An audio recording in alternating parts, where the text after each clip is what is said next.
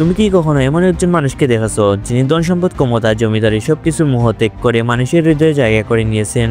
তিনি ছিলেন জমিদার। তার পরিচয় শুধুমাত্র এতটুকুই সীমাবদ্ধ নয়, তিনি ছিলেন মরীচি কবি, সুফি সাধক, এক অনন্য গীতিকার। তিনি হাসন রাজা।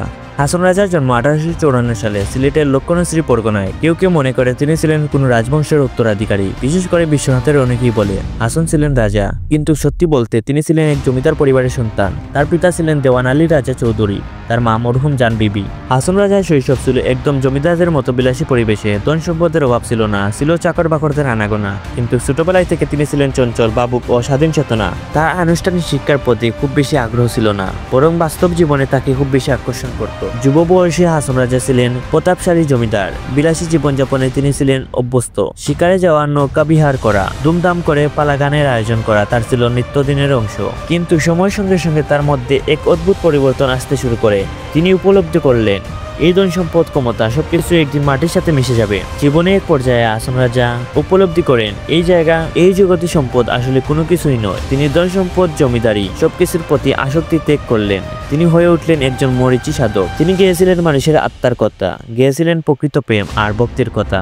কি ঘর বাঁধিমু আমি, কি ঘর বাঁধিমু আমি, শূন্যের মাঝারে লুকে বলে, ওহ বলে রে ঘর বাড়ি বালা নাই আমার। এই গানে তিনি বুঝিয়ে দিলেন এই দুনিয়া সবকিছু এক সময় শূন্য হয়ে যাবে। হাসন রাজার গানগুলো আজও বাংলার মাটিতে প্রতিধ্বনিত হয়। তার কণ্ঠ ছিল আত্মার আকুতি, তার গানে ছিল অদ্ভুত এক মোহ যা শ্রোতাদের ভাবনা নিয়ে যেত এক অন্যান্য জগতে। তিনি শুধু একজন জমিদার ছিলেন না, তিনি ছিলেন এক মহৎ সাধক, এক মরীচি কবি, যিনি মানুষের ভালোবাসায় আজও বেঁচে আছেন। 1922 সালে 6 ডিসেম্বর তিনি চলে যান না ফেরার দেশে, কিন্তু তার সৃষ্টি, তার দর্শন, তার গান আজও বেঁচে আছে মানুষের হৃদয়ে। আজও ওনার বাড়ি একটি দর্শনার্থী স্থান হয়ে আছে। প্রতিদিনই অনেক মানুষ তার বাড়িটি দেখতে যায়। এটি বর্তমানে একটি পরিত্যক্ত বাড়ি হিসেবে দাঁড়িয়ে আছে, কিন্তু তার স্মৃতি, তার গান আজও মানুষের হৃদয়ে অমর হয়ে আছে। বন্ধুরা, তোমাদের যদি এই ভিডিওটা পছন্দ হয়ে থাকে তাহলে আমার ফেসবুক পেজটি ফলো এবং ইউটিউব চ্যানেলটি সাবস্ক্রাইব করে আমার পাশে থাকবে। তোমাদের ভালোবাসা ও সাপোর্ট আমার জন্য অনেক বেশি গুরুত্বপূর্ণ। দেখা হবে পরবর্তী কোনো ভিডিওতে। ততক্ষণ পর্যন্ত ভালো থাকুন, সুস্থ থাকুন। আল্লাহ হাফিজ।